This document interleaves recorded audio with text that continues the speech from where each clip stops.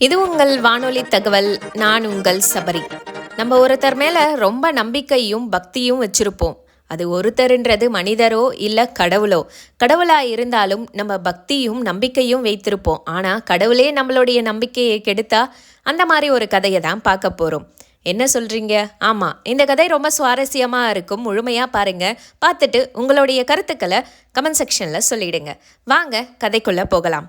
விஷ்ணு பகவானுடைய எந்த அவதாரங்களாக இருந்தாலும் சரி, துளசி இலை முக்கிய பங்கு வகிக்கும். அந்த துளசி இலையோடைய துளசி இளவரசியோட கதையை தான் பார்க்க போகிறோம். சமய திரு நூல்களில் துளசியை விருந்தா என்று அழைப்பாங்க. அசுர அரசனான கால்நேமியின் அழகிய இளவரசி தான் இந்த துளசி. சிவபெருமானின் சக்தி வாய்ந்த பகுதியாக விளங்கிய ஜலந்தரை அவள் மணந்தாள். சிவபெருமானின் நெற்றிக்கண்ணில் இருந்து வந்த தீயிலிருந்து பிறந்தவன் என்பதால் ஜலந்தரனுக்கு அதிக சக்தி இருந்தது. பத்தினியாகவும் ஈடுபாடுள்ள பெண்ணாகவும் இருந்ததனால் விருந்தா மீது காதலில் விழுந்தான் ஜலந்தரன். விஷ்ணு பகவானின் தீவிர பக்தையாக விளங்கினாள் விருந்தா. ஆனால் ஜலந்தரனுக்கோ கடவுள் பக்தியே கிடையாது. கடவுள் என்றாலே வெறுப்பு. இருப்பினும் விதி அவர்கள் இருவரையும் சேர்த்து வைத்தது. விருந்தாவை மணந்த பின் வெல்ல முடியாதவனாக மாறினான் ஜலந்தரன். விருந்தாவின் தூய்மையையும் கடவுள் பக்தியையும் அதுக்கு காரணமாக விளங்குச்சான். அவனின் சக்தியை பல மடங்காக அதிகரிச்சுதான். சிவபெருமானாலேயே ஜலந்தரனை வெல்ல முடியலையாம். அவனின் ஆணவமோ அதிகரிச்சுதான். சிவபெருமான வீழ்த்தி அண்ட சராசரத்திலேயே தன்னுடைய சக்தி வாய்ந்த கடவுளாக திகழ வேண்டும் அப்படின்றது தான் அவனுடைய லட்சியமாகவும் இருந்துதான். ஜலந்தரனின் சக்தி அதிகரித்து கொண்டே இருக்க அனைத்து கடவுள்களுக்கும் பாதுகாப்பே இல்லாமல் போயிடுச்சான். எல்லா கடவுள்களும் விஷ்ணு பகவானிடம் உதவிய நாடி ஓடி வந்தாங்களாம். விருந்தா அவரின் தீவிர பக்தை என்பதால விஷ்ணு பகவானுக்கும் குழப்பமே உண்டாச்சான். அவளுக்கு அநீதி வழங்க அவருடைய மனம் இடம் கொடுக்கலையாம். ஆனால் ஜலந்தரனால அனைத்து கடவுளுக்கும் அச்சுதல் ஏற்பட்டுக்கிட்டே இருந்துச்சான். விஷ்ணு பகவான் ஒரு விளையாட்டை அரங்கேற்ற நினைத்தாராம். அதன்படி சிவபெருமான் கூட ஜலந்தரன் போரில் ஈடுபட்டு கொண்டிருந்த நேரம் ஜலந்தரன் போல் வேடமிட்டு விருந்தாவிடம் வந்தாராம் விஷ்ணு பகவான். முதலில் அவரை அடையாளம் காண முடியாமல் ஜலந்தரன் தான் வந்துவிட்டான் என்று நினைத்து அவரை வரவேற்க சென்றாள் அவள். ஆனால் விஷ்ணு பகவானை அவள் தொட்ட மறு வினாடியே அது அவளின் கணவன் இல்லை என்பதை அவள் உணர்ந்தாள். அவளுடைய தூய்மை கெட்டு போனதால் ஜலந்தரன் தாக்குதலுக்கு உள்ளானான். தவறை உணர்ந்த அவள் தன் சுயரூபத்தை காட்டுமாறு விஷ்ணு பகவானிடம் கேட்டுக்கொண்டாள். தன் கடவுளே தன்னிடம் விளையாடியுள்ளார் என்பதை அறிந்த அவள் உடைந்து போனாள். தன்னுடைய தூய்மையை கெடுக்க தன் கணவன் போல் விஷ்ணு பகவான் வேடமிட்டு வந்ததை அறிந்த விருந்தா அவரை சபித்தாள்.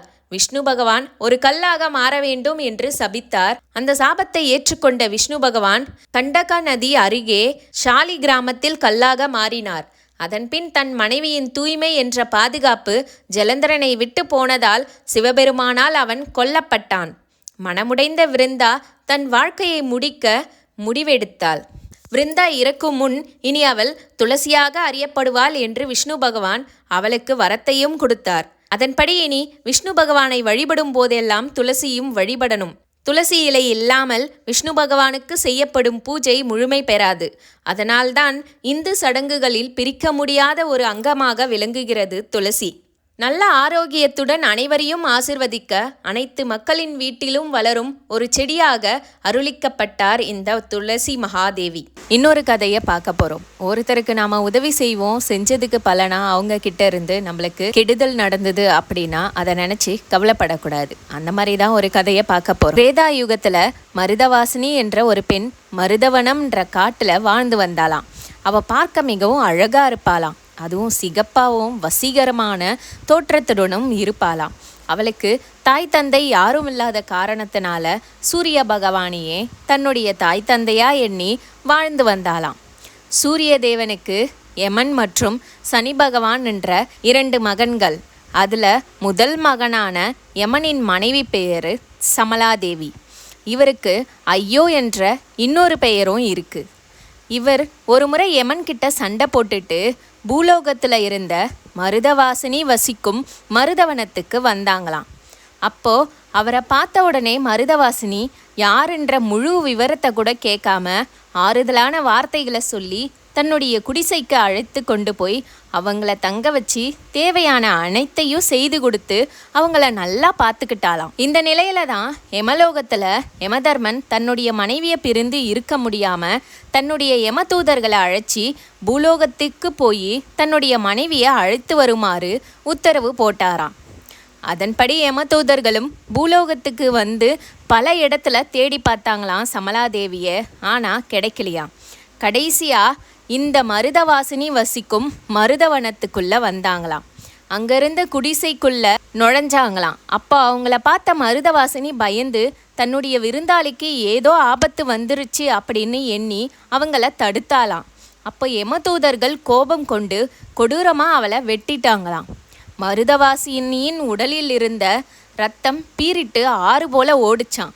அவளின் கூக்குரல் கேட்டு குடிலுக்குள் வந்த சமலாதேவி அவளை பார்த்து கதறி அழுதாங்களாம். இவரின் அழுகுரலை கேட்டு யமதர்மன், சூரிய பகவான், சனி பகவான் அனைவரும் பூலோகத்துக்கே ஓடி வந்துட்டாங்களாம்.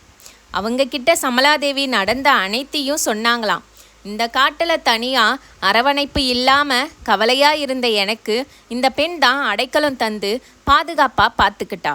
அவளை உங்களுடைய இந்த யமதூதர்கள் கொன்னுட்டாங்க. இவளுக்கு திரும்ப உயிர் கொடுத்து வரமளியுங்க, அப்போதான் நான் உங்கள் கூட யமலோகத்துக்கு திரும்ப வருவேன், இல்லைனா வரமாட்டேன் அப்படின்னு சொன்னாங்களாம் சமலாதேவி. அதற்கு யமன் உடனே, எனக்கு ஒரு உயிரை எடுக்கத்தான் உரிமை இருக்குது, திரும்ப கொடுக்க அனுமதி இல்லை, வேண்டுமானா இவளுடைய இரத்த துளிகளில் இருந்து மகத்துவம் வாய்ந்த மருதாணி மரமாக மாற்ற அருளை மட்டும் என்னால் கொடுக்க முடியும் அப்படின்னு சொன்னாராம். அப்போது அந்த மரத்திடம் நடந்த அனைத்துக்கும் மன்னிப்பு கேட்டு உனக்கு என்ன வர வேண்டும் கேள் அப்படின்னு சொன்னாராம் யமதர்மன். அதற்கு மருதவாசினியோ, நான் சூரிய பகவானை தான் என்னுடைய தாய் தந்தையாக நினச்சி வாழ்ந்து வந்தேன், அந்த வகையில் நீங்களும் சனி பகவானும் எனக்கு சகோதரர்கள் ஆயிட்டீங்க, உங்களாலும் உங்களின் தூதர்களாலும் அனைவருக்கும் தீமைதான் நடக்குது, அதனால் என்னுடைய மரத்தின் இலைகளை யார் அரைத்து பயன்படுத்துகிறாங்களோ அவங்களுக்கு இறப்பே நேரக்கூடாதுன்ற வரத்தை கேட்டாலாம் மருதவாசினி. அதற்கு யமதர்மன், பிறப்பு இறப்பு என்பது உலக நியதி, அதனால் அதை மாற்ற முடியாது, நீ வேணும்னா வேற வரம் கேளு அப்படின்னு சொன்னாராம். அதற்கு மருதவாசினி, சரி, என்னுடைய இலையை பறித்து பயன்படுத்துகிறவங்களுக்கு 6 நாள் வரைக்கும் மரணம் நேரக்கூடாது என்ற வரத்தை கேட்டாலாம். அதற்கு யமதர்மன் அந்த வரத்தையும் கொடுத்தாராம். அதோட மகாலட்சுமியும் வாசம் செய்வாள் அப்படின்ற வரத்தையும் கொடுத்தாராம். சனி பகவான், உன்னை பயன்படுத்துகிறவங்களுக்கு எந்த கெடுதலும் நேராது, அவங்க மீது என்னுடைய பார்வை படாதுன்ற வரத்தையும் கொடுத்தாராம். இந்த மருதாணியை அரைத்து வைத்தால் 6 நாள் வரைக்கும் மட்டும் கலராக தெரியும். அது என்னன்னா, அந்த 6 நாளைக்கு நம்மளுக்கு எந்த கெடுதலும் நடக்காதுன்றது நம்பிக்கை. மருதாணியின் விதைகளை சாம்பிராணியோடு சேர்த்து வீட்டில் போட்டுட்டு வந்தால் யமதூதர்களோ எந்த தீய சக்தியும் நெருங்காது அப்படின்றதும் நம்பிக்கை. மருதாணியின் பூக்களை பறித்து தலையணைக்கு அடியில் வைத்து தூங்கினா நிம்மதியான தூக்கம் வருமா? உங்கள் எல்லோருக்கும் ஒரு சந்தேகம் வரலாம், மருதாணியில் மகாலட்சுமி வாசம் செய்கிறாங்க அப்படின்னா அதையே நம்ம கால்லெல்லாம் வைக்கணும்? பொதுவாக சனி பகவான் காலில் இருந்து தான் நம்மளை பிடிப்பாராம். அதனால் யார் ஒருத்தர் மருதாணியை அரைத்து காலில் போடுறாங்களோ அவங்களுக்கு சனி பகவானால் எந்த தீமையும் நிகழாது அப்படின்றது நம்பிக்கையாக இருக்கு. இந்த மருதாணியை பற்றி ஆன்மீகத்தில் மட்டும் பெருமையாக சொல்லலை, அறிவியலாலும் கூறப்படுது. மருதாணி ஒரு சிறந்த கிருமி நாசினியாகவும் இருக்குது. நகத்தை சுற்றி அதை தொப்பி போல் வச்சுக்கிட்டோன்னா கிருமி நம்மக்கிட்ட நெருங்காதான். மருதாணி மரத்துலேருந்து இலைகளை பறித்து அரைத்து பயன்படுத்துகிறவங்களுக்கு மகாலட்சுமியே வாசம் செய்வா அப்படின்னும், அந்த மருதாணி செடியை வீட்டில் வளர்த்தா மகாலட்சுமியின் ஆசியும் பெறலாம் அப்படின்றது நம்பிக்கை. இந்த கதை உங்கள் எல்லோருக்கும் பிடிச்சிருக்கும்னு நினைக்கிறேன். இந்த வீடியோவை லைக் பண்ணுங்கள், ஷேர் பண்ணுங்கள், எங்கள் சேனலை மறக்காமல் சப்ஸ்கிரைப் பண்ணிக்கோங்க. இது வரைக்கும் பொறுமையாக இந்த வீடியோவை பார்த்ததுக்கு மிக்க நன்றி.